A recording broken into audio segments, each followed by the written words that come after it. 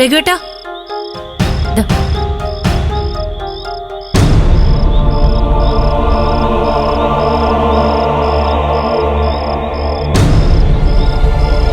മജാടി, ആരാ നിന്നോട് കൊണ്ടുവിട്ടെ? എന്റെ ഫ്രണ്ടാ. അവൻ ഹെൽപ്പ് ചെയ്തോണ്ട് എപ്പോഴെങ്കിലും ഇങ്ങോട്ട് എത്താൻ പറ്റിയത്. അപ്പൊ നീ കോളേജിൽ നിന്ന് എപ്പോഴാ ഇറങ്ങിയേ? ഞാൻ വിളിച്ചു പറഞ്ഞില്ലേ ചേച്ചി, കോളേജിൽ ഒരു ഫംഗ്ഷൻ ഉണ്ടായിരുന്നോന്ന്. അതെപ്പോഴാ കഴിഞ്ഞെന്നാ ചോദിച്ചത്. 6 മണിയായി. 6 മണി വരെ കോളേജിൽ എന്ത് ഫംഗ്ഷൻ ആയിരുന്നു? ഇതെന്താ എല്ലാരും കൂടി എന്നെ പോലീസ് മുറിയിൽ ചോദ്യം ചെയ്യുന്നേ? പോലീസ് മുറിയും പട്ടാളം മുറിയും ഒന്നും അല്ല. ഞങ്ങളും കോളേജിൽ പഠിച്ചിരുന്നതല്ലേ.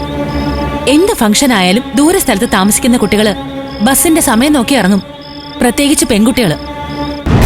അതൊക്കെ ചേച്ചി പഠിക്കുമ്പോഴല്ലേ. ഇപ്പൊ 1/2 മണിക്കൂറോ 1 മണിക്കൂറോ ലേറ്റ് ആയാ വീട്ടിൽ കൊണ്ടുവിടാൻ ഇതുപോലെ ഫ്രണ്ട്സ് ഉണ്ടാവും. പിന്നെന്താ പ്രശ്നം?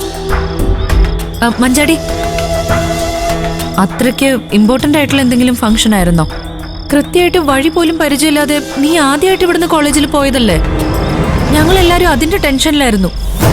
ഞാൻ വന്നില്ലേ ചേച്ചി, ഇനി ഊതി നിറച്ച് ടെൻഷൻ അങ്ങ് തുറന്നു വിട്ടേക്ക്.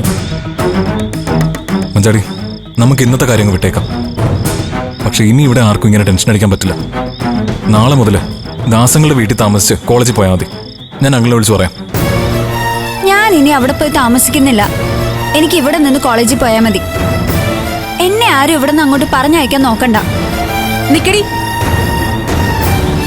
എടി, നീ ആരാടി രഘുവേട്ടന്റെ മുഖത്ത് നോക്കി ഇങ്ങനെയൊക്കെ പറയാൻ? നീ എവിടെ നിന്ന് പഠിക്കണമെന്ന് ഞങ്ങൾ തീരുമാനിക്കും. നീ അനുസരിക്കില്ലേ?